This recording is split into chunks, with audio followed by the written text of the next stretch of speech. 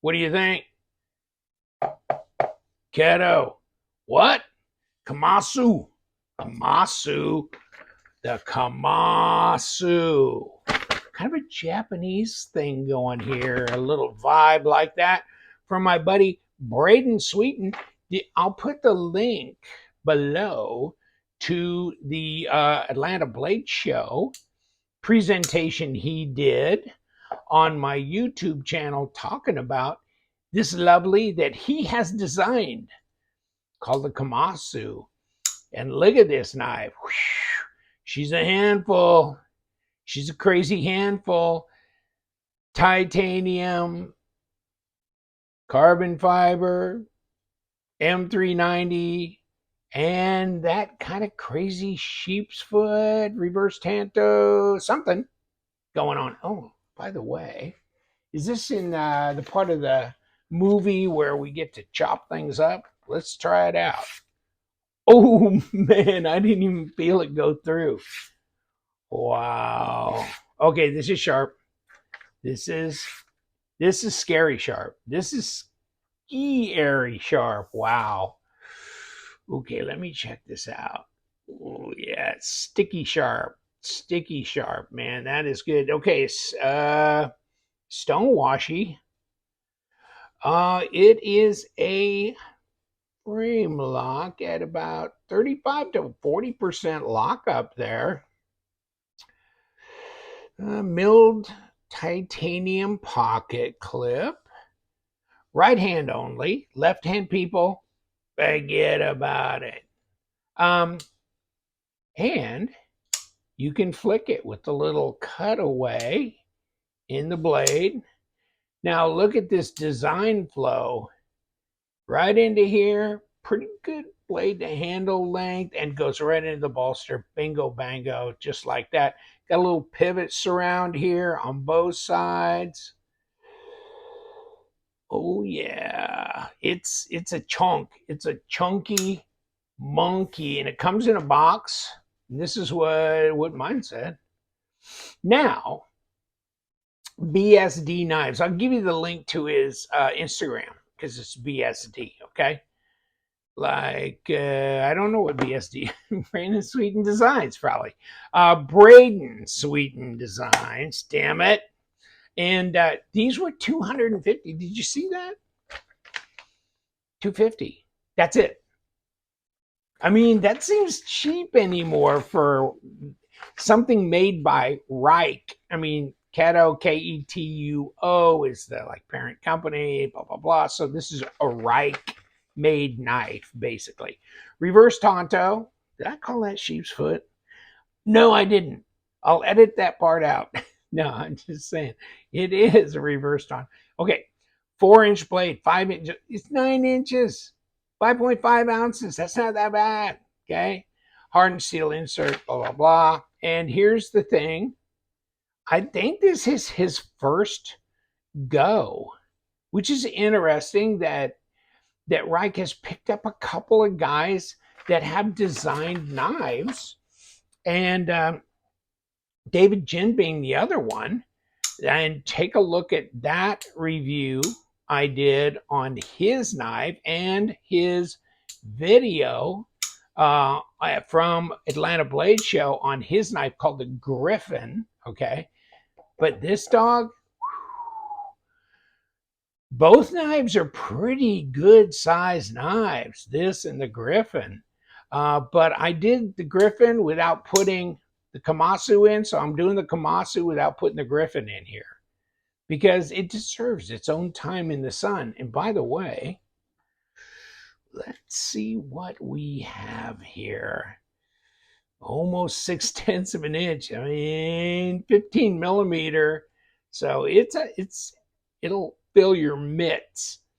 3.8 millimeter, 0.14 blade thickness. So, wow, we're getting back into the days where you got 4 millimeter blade stock, 9-inch knife, and wow, really 250. Not bad, not too shabby considering what knives are going for these days. Holy crap.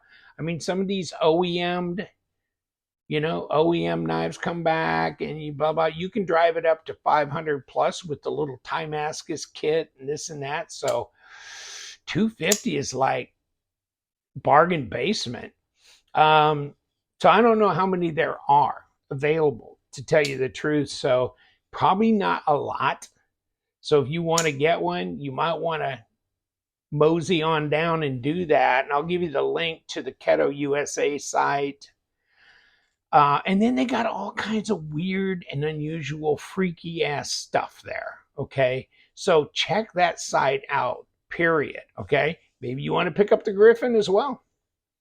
The Griffin as well. And here we are, marble carbon fiber, looks like. Not on this side. They didn't do it on this side. So it's a frame lock. I guess that would have been my big recommendation was go ahead, do it like that on the other side, kind of make it into a bolster lock, you know, that kind of thing. But that's not what their plan was, so they didn't do that. And my other thing that kind of stuck out at me as a result of that, which I don't know why it would do that, but if you look at these screws here, they're deeper sunk in because of these carbon fiber overlay than these are. I mean, doesn't it look that way to you? A little deeper in here because of that. So, because probably both these, well, I don't know. I don't know why they would be that much difference, but they are. We'll take this apart. I mean, the hardware looks nice. It's number 8s, I believe. Number 8s. Yeah.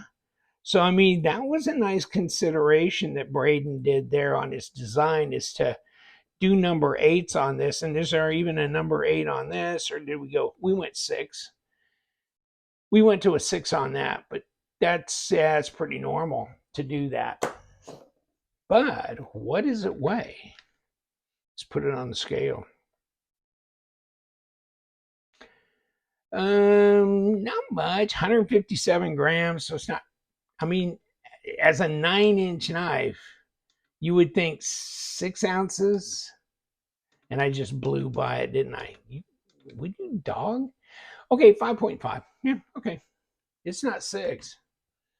So it's not majorly heavy either. The drop is nice. Oh, we will take it apart, I think. Doesn't this? The bearings on this are multi-row. I'm not sure for sure, but I keep thinking they are. You can jump forward on here. You can get up on this blade for, finer cutting tasks. And of course, depending on how you get around it, but there's a reverse grip. It's very tactical looking, I think. I like the design. It's very simplistic. That's what he was trying to explain to me at Blade. And baby, I'll tell you what, this is just fun. That is just fun. Feels like silk. Feels like nothing. Feels like nothing. Wow. That is crazy. It's crazy as sharp. So that's always fun when you get one that's just that sharp, It is wild. And it's not that difficult to finger flick. You can roll it open with your thumb if you want to, as long as you don't put a lot of pressure over on this lock bar. And that's exactly what I was doing. And so it is a little bit more awkward to try and get off of that lock bar when you're doing that. So my recommendation would be to probably finger flick it, because then you're not touching that lock bar, or just regular flipper tab like that. And yeah, we have jimping up here. You wouldn't think so, the way my finger was dragging off there. I was just being lazy. But yes, good feel in here in the hand.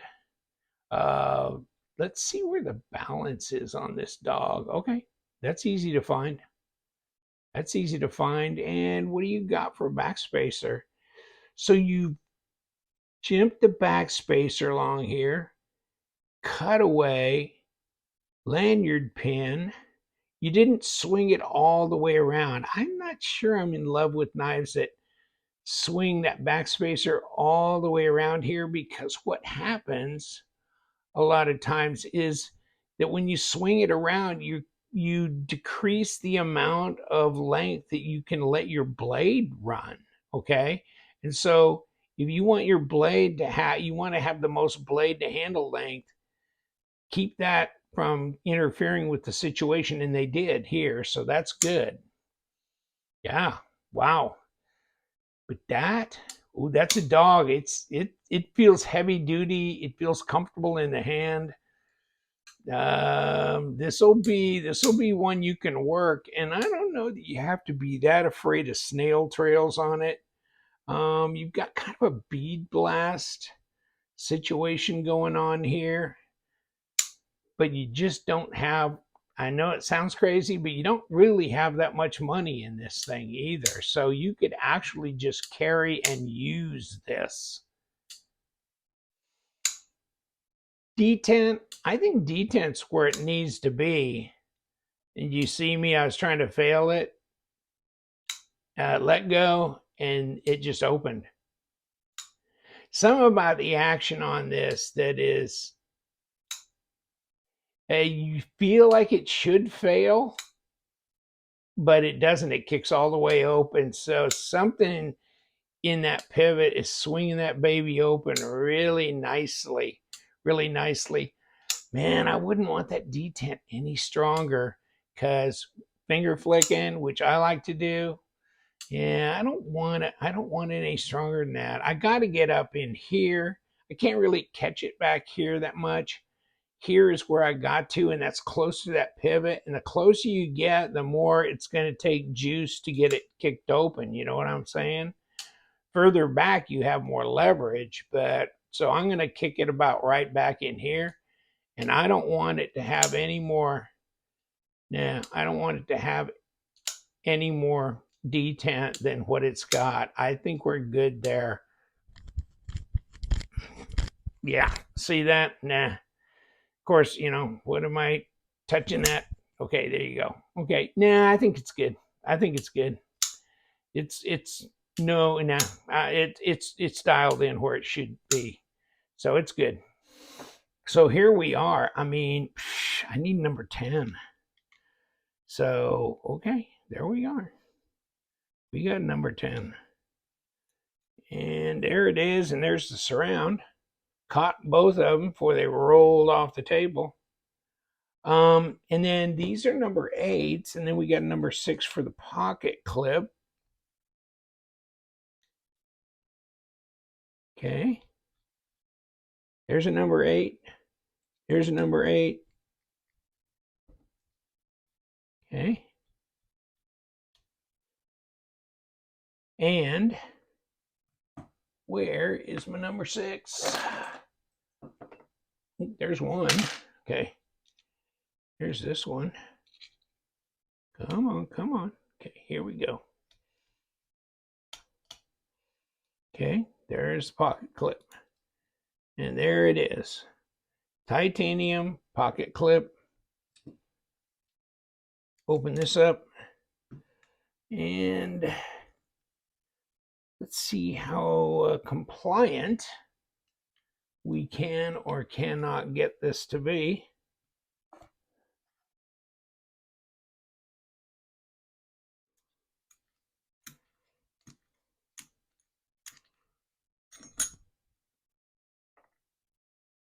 A little plastic action in there, and we got it popped off. Okay, here's hardened steel insert, ceramic detamp ball, captured pivot. So we got a squared off area here. Weight relieved, and check this out. You've got obviously D-shaped pieces here and here. So don't forget that when you put it back together. These are going to have to be pointing a certain way to get back on there. And yes, we have multi-row ceramic bearings. That's why that baby was rolling so nice and easy. Multi-row ceramic bearings. Nice look. Pretty clean. Obviously, captured pivot gets picked up on the far side there to keep it from spinning, and a little bit of weight relieving there. Other than that, that's all she wrote. Oh yeah, Kamasu. Braden did a great job. I like the design. It's aggressive. It's tactical. It fills the hand. It's got a nice drop, multi-row ceramic bearings, M390 titanium carbon fiber. You know, it's like what they got on most of the premium knives. I'm not saying, one thing or the other about M390. I'm not a big fan necessarily, but that's what they're selling these days, okay? So if you want one of these, that's what you get. And that's okay. I mean, it is scary as sharp, okay?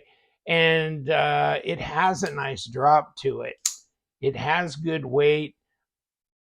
Yeah, it's well built. It's Rike and it's Mr. Sweeten getting together for a good old time. And this one here, I'll give you the links and everything where you can go find this knife. See what you think. I like it, but we do. We love those knives. So you guys stay sharp.